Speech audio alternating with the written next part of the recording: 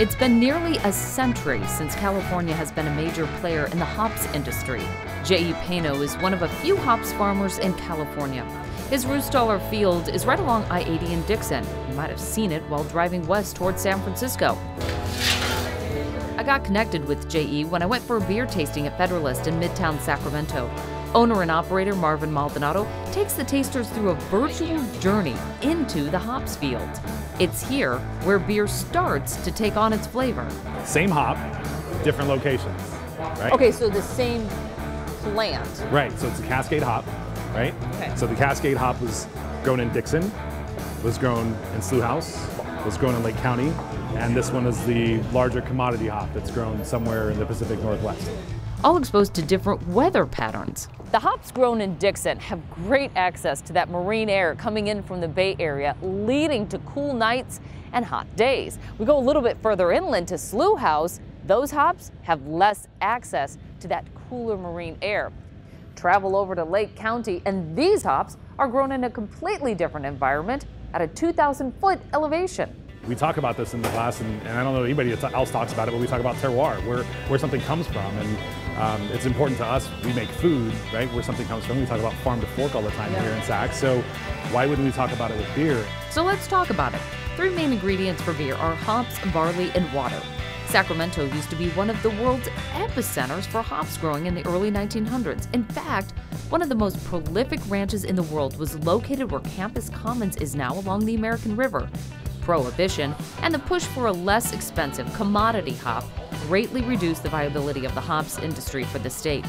But J.E. Pano sees new potential, the potential for growing a better beer through quality, not commodity hops. We're like the first winemaker that walked down the Silverado Trail and convinced the farmer to pull out his plum trees and move his cattle and plant Cabernet. And the farmer's like, Caber who? Just like those multi-billion-dollar grapes, the craft beer industry is opening up a whole new audience for trying something new. The latest research from the Brewers Association for Small and Independent Craft Brewers shows craft beer in California is now a $7.3 billion industry and growing, leading the country. And J.E. is willing to take the chance on growing and brewing beer in that terroir fashion, embodying the complete profile of soil, topography, and climate. It all started while working in downtown Sacramento. He would pass by the Roostaller building. Seeing its beauty, he read about its history as the largest brewery west of the Mississippi. Note, Anheuser-Busch is west of the Mississippi. With a little research, the story started to unfold. Sacramento has a unique opportunity to contribute to this conversation in a way that most communities can't.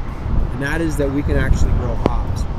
And historically, if you think about it, we grew the highest quality hops in the world. Why? Hops love heat. The plant goes dormant during the winter, but in the spring, it wakes up, producing these bines. That's with the B. Then the stringing begins, and they'll train those bines to grow up, growing up to a foot a day in the summer, peaking at about 16 to 18 feet high. By midsummer, they start to grow out. Given that California has the highest year-to-year variability of weather in the country, we could theoretically get many varieties in the hops. Instead of trying to control and make it the same, J.E. and Marvin say, let this hop be heard. If all the inputs are different, why are we trying to get the same result? Because they're more focused on brewing a better beer, and what we're trying to do is grow a better beer. And so this takes longer. Brewing beer takes 2 weeks. This is going to take the rest of my life. Thanks for watching. Don't forget to subscribe and comment below. Let me know what you think and what stories you'd like to see covered.